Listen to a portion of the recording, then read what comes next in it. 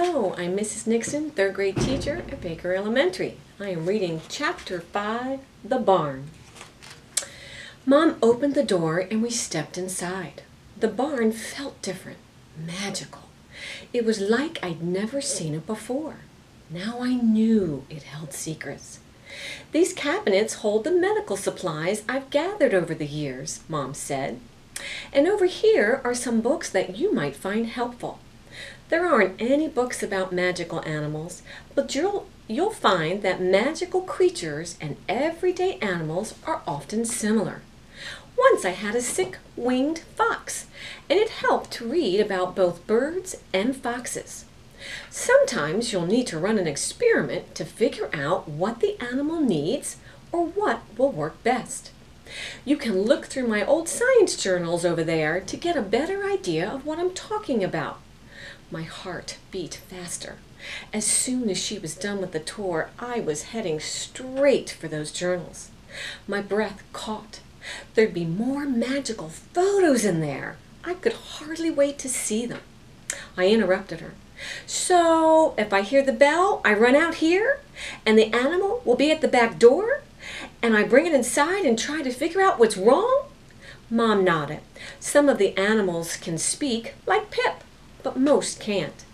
Remember, you can use the books and my old journals to help you. This must seem like a lot of responsibility, but I know you'll do your best. Do you have any questions? My mind was spinning, but I shook my head no. If Mom believed I could handle this, I could. I hoped. And if things got too tricky, I could ask Dad to help. Wait a minute. Mom hadn't mentioned Dad at all. That was definitely strange. What about Dad? Can't he help me? Your father can't see any of the magical animals. Until you saw Pip in that photo, I thought I was the only human who could see them. Mom shook her head sadly. I tried to introduce Pip to your dad once, but he couldn't see or hear him. Whoa, so this was definitely all up to me. Mom kissed me on the head. I've got to go, but I'll see you in a week. I'll let Dad know you're out here before I leave. Wait, I piped up. If a magical creature comes, do I get to take its picture? I was pretty sure that one of the best parts of this whole thing was going to be collecting magic photos. Mom laughed and opened one of the desk drawers. Here's my camera. You're free to use it, but since it's instant film, you can't take too many photos or it'll get really expensive. Only take one of each animal, okay? Oh, and here, she dug around at the bottom of the drawer, a brand new science journal just for you.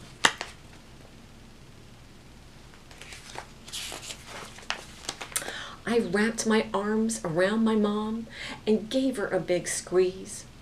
I was glad to have the stuff in all the cabinets and drawers, and Mom's old science journals to distract me. It made saying goodbye much easier. I set my thinking goggles on the barn desk and grabbed the pile of science notebooks. I spent the next few hours with Sassafras curled up in my lap as I flipped through all of them. The photos were so incredible. I flipped to a page with a creature that looked just like a flower. I leaned in for a closer look, and the scent of roses filled my nose.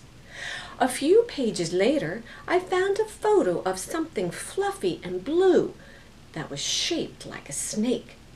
I brushed my fingers over the photo, and I could feel its soft feathers. This was going to be so much fun.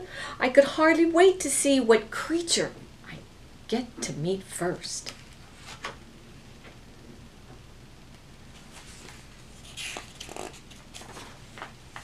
And that is the end of Chapter 5. Enjoy the journey. Hi, I'm Mrs. Kowalczyk, and I am here to read Chapter 6 of Zoe and the Sassafras Dragons and Marshmallows with you today. Chapter 6 is called The Doorbell Rings. The next day, I stayed right by my mom's office listening. Nothing happened. The day after was the same. Not a peep from the bell.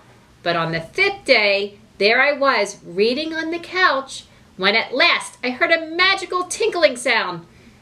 I popped up so fast, I capitulated Sassafras out of my lap. He went flying through the air and let out a yelp, but landed on his feet. Sassafras gave me a grumpy stare, but then his ears turned towards the bell.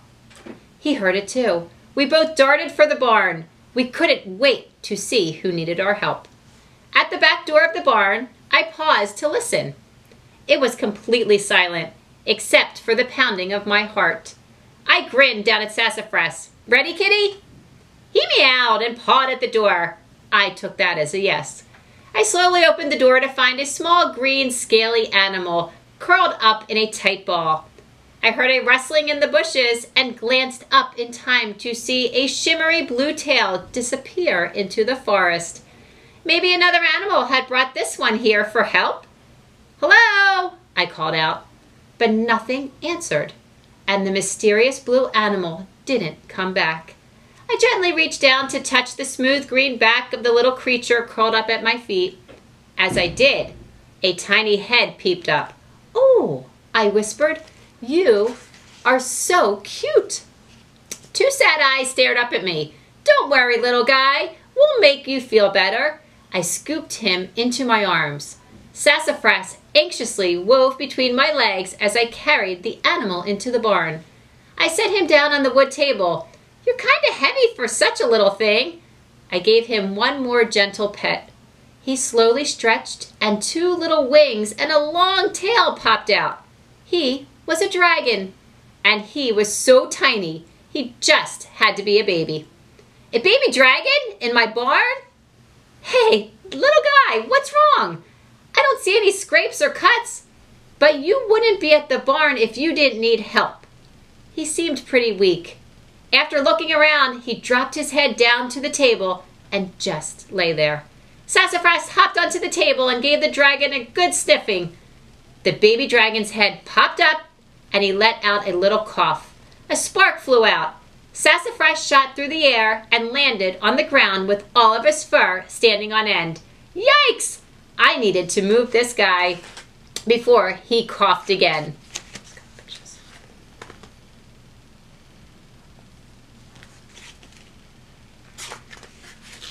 I need to find a place to keep you that won't catch on fire. I looked around the barn. Let's see. Wood, fabric, and hay all burn easily. Bingo! Let's put you in this pen with a dirt floor. If you cough again, the dirt won't catch fire. Phew! Tucking the baby under my arm, I quickly moved him to the pen. Sassafras hung back and watched us from the outside the pen. My kitty was no longer so sure he wanted to cozy up to our new friend. And that was chapter 6. Happy reading!